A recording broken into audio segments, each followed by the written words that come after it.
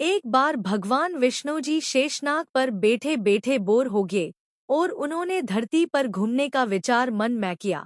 वैसे भी कई साल बीत गए थे, धरती पर आए और वह अपनी यात्रा की तैयारी में लग गए। स्वामी को तैयार होता देखकर लक्ष्मी माँ ने पूछा, आज सुबह सुबह कहाँ जाने की तैयारी हो रही है? विष्णु जी ने कहा है, लक्ष्मी मैं धरती लोक पर घूमने जा रहा हूँ। तो कुछ सोचकर लक्ष्मी माँ ने कहा, हे देव, क्या मैं भी आपके साथ चल सकती हूँ? भगवान विष्णु ने 2 पल सोचा, फिर कहा, एक शर्त पर। तुम मेरे साथ चल सकती हो। तुम धरती पर पहुंचकर उत्तर दिशा की ओर बिल्कुल मत देखना। इसके साथ ही माता लक्ष्मी ने हाँ कह के अपनी मनवा ली। और सुबह सुबह माँ लक्ष्मी और भगवान विष्णु धरती पर पहुंच गए। अभी सूर्य देवता निकल रहे थे। रात बरसात होकर हटी थी। चारों ओर हरियाली ही हरियाली थी। उस समय चारों ओर बहुत शांति थी और धरती बहुत ही सुंदर दिख रही थी। और माँ लक्ष्मी मंत्र मुग्ध होकर धरती को देख रही थी और भूल गई कि पति को क्या वचन देकर आई है। और चारों ओर देखती हुई कब उत्तर दिशा की ओर देखने लगी, पता ही नहीं चला। उत्तर दिशा में माँ लक्ष्मी को एक बहुत ही सुंदर बगीचा नजर आया और उस तरफ से भीनी भीनी खुशबू आ रही थी और बहुत ही सुंदर सुंदर फूल खिले थे। यह एक फूलों का खेत था और माँ लक्ष्मी बिना सोचे समझे उस खेत में गई और एक सुंदर सा फूल तोड़ लाई। लेकिन यह क्या, जब माँ लक्ष्मी भगवान विष्णु के पास वापस आई तो भगवान विष्णु की आंखों में आंसू थे और भगवान विष्णु ने माँ लक्ष्मी को कहा कि कभी भी किसी से बिना पूछे उसका कुछ भी नहीं लेना चाहिए और साथ ही अपना वचन भी याद दिलाया। माँ लक्ष्मी को अपनी भूल का पता चला तो उन्होंने भगवान विष्णु से इस भूल की माफी मांगी। तो भगवान विष्णु ने कहा कि जो तुमने जो भूल की है उसकी सजा तो तुम्हें जरूर मिलेगी। जिस माली के खेत से तुम नए बिना पूछे फूल तोड़ा है, यह एक प्रकार की चोरी है। इसलिए अब तुम 3 साल तक माली के घर नौकर बनकर रहो। उसके बाद मैं तुम्हें बैकुंठ में वापस बुलाऊंगा। माँ लक्ष्मी ने चुपचाप सर झुकाकर हाँ कर दी।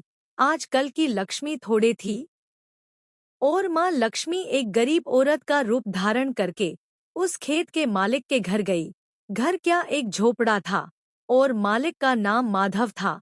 माधव की बीबी, 2 बेटे और 3 बेटियां थी। सभी उस छोटे से खेत में काम करके किसी तरह से गुजारा करते थे।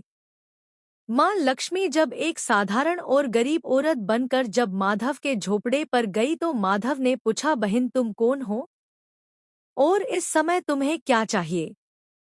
तब माँ लक्ष्मी ने कहा, मैं एक गरीब औरत हूँ, मेरी देखभाल करने वाला कोई नहीं। मैंने कई दिनों से खाना भी नहीं खाया, मुझे कोई भी काम दे दो, साथ में मैं तुम्हारे घर का काम भी कर दिया करूँगी।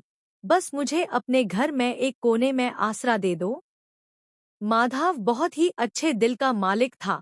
उसे दया आ गई, लेकिन उसने कहा, बहन मैं तो बहुत ही गरीब हूँ। मेरी कमाई से मेरे घर का खर्च मुश्किल से चलता है। लेकिन अगर मेरी 3 की जगह 4 बेटियां होती तो भी मैंने गुजारा करना था।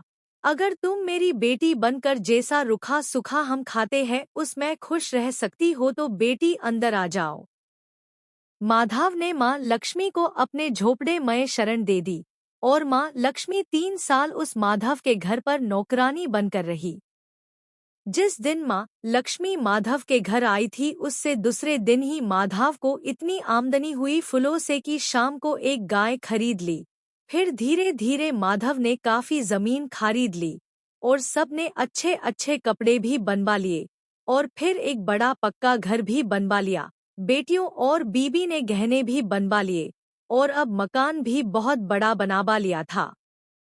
माधव हमेशा सोचता था कि मुझे यह सब इस महिला के आने के बाद मिला है। इस बेटी के रूप में मेरी किस्मत आ गई है मेरी। और अब 2 से 5 साल बीत गए थे, लेकिन माँ लक्ष्मी अब भी घर में और खेत में काम करती थी। एक दिन माधव जब अपने खेतों से काम खत्म करके घर आया तो उसने अपने घर के सामने द्वार पर एक देवी स्वरूप गहनों से लदी एक औरत को देखा। ध्यान से देखकर पहचान गया, अरे यह तो मेरी मुँह बोली चौथी बेटी यानी वही औरत है। और पहचान गया कि यह तो माँ लक्ष्मी है। अब तक माधव का पूरा परिवार बाहर आ गया था और सब हैरान होकर माँ लक्ष्मी को देख रहे थे। माधव बोला है, माँ हमें माफ कर, हमने तेरे से अनजाने में ही घर और खेत में काम करवाया है माँ, यह कैसा अपराध हो गया है माँ, हम सबको माफ कर दे। अब माँ लक्ष्मी मुस्कुराई और बोली है, माधव तुम बहुत ही अच्छे और दयालु व्यक्ति हो। तुमने मुझे अपनी बेटी की तरह से रखा, अपने परिवार के सदस्य की तरह से।